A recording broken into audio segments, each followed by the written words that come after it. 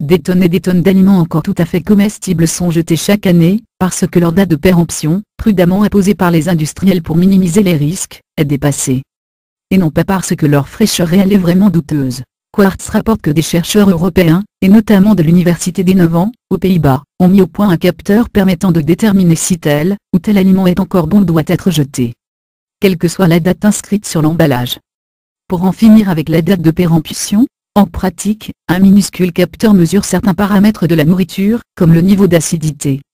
Le capteur produit un signal, converti en signal numérique et diffusé par un système RFID, Radio-Frequency Identification, comme les puces des passeports biométriques. Une radioétiquette permet de récupérer des données à distance. Les résultats peuvent être lus avec un mobile. Certains téléphones sont déjà équipés pour capter un signal RFID, et cela devrait se développer selon Quartz. Le circuit du capteur juge donc de la fraîcheur de vos yaourts, vos steaks ou autres denrées périssables. Selon les chercheurs, le coût de ce système est inférieur à 1 centime d'euro par unité. Ils pensent qu'il faudra 5 ans pour que cette technologie entre réellement dans les épiceries et grandes surfaces. D'autres technologies sont actuellement en travaux pour réduire le gaspillage alimentaire. Insignia Technologies, une entreprise écossaise, propose une étiquette intelligente.